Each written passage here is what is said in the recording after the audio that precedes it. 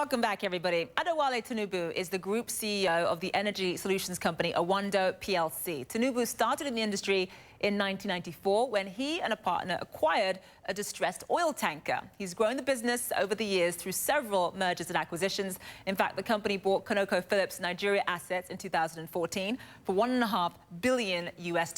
And with moves like that, Tinubu earned Ernst & Young's West Africa Entrepreneur of the Year award in 2014.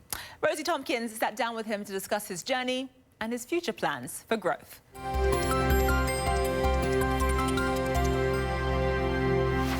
It says on your website, an indigenous company blazing the trail for a new breed of African corporate.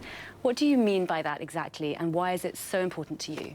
I think it's important at all times that we understand that we're in a global market, that just because we happen to be in Nigeria, based in Nigeria, doesn't mean the goods or services we provide have to be of a local standard. When I compare what life was like 20 years ago, 30 years ago, nothing happened on time. So the buses never ran on time, the aircrafts never ran on time, the trains, if you found the train, never worked on time.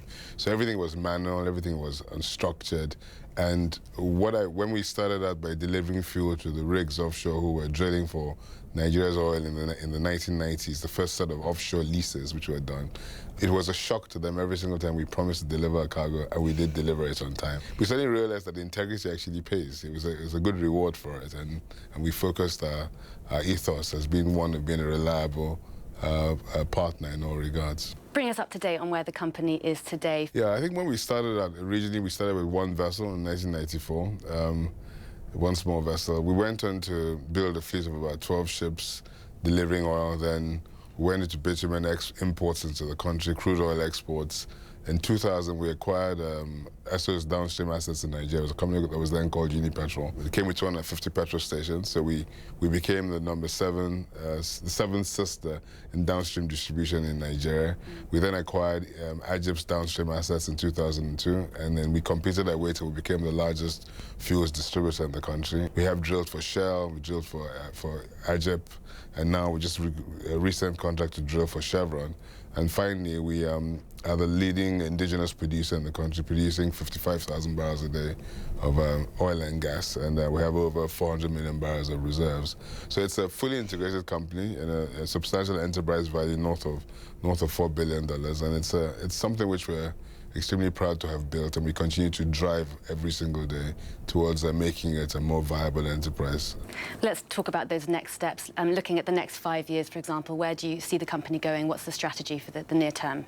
I think one of the key things we want to drive is our midstream business, which is gas distribution, to expand the local opportunities. We've since started doing that with compressed natural gas, and we're looking at doing mini LNG plants in the country.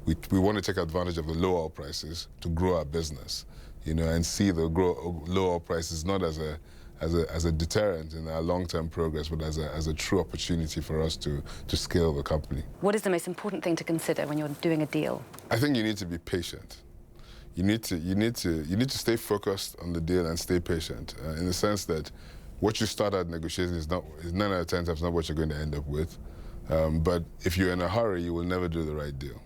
You need to identify what you're after, stay focused on it, and understand that there will be many iterations of the process. I mean, I remember reading something somewhere which says never confuse a clear line of sight with a straight path of execution.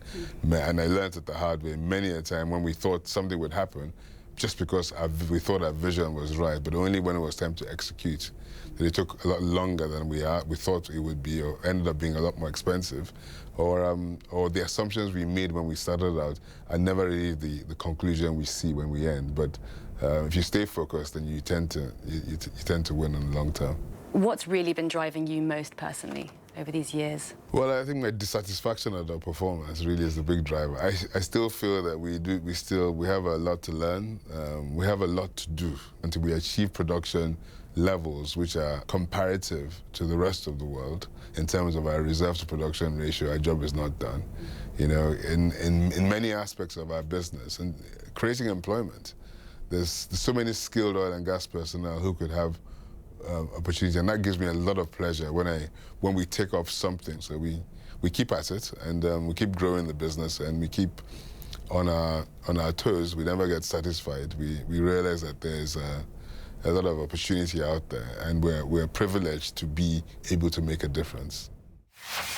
And Tinubu has some advice for young entrepreneurs. He says that no matter how much you are questioned and tested throughout your career, do your best to uphold your reputation. Don't forget to go to our Facebook page and our website to keep up with all of our stories and share your thoughts. I'm Zenon House. Thank you so much for watching. I'll see you next week in the marketplace.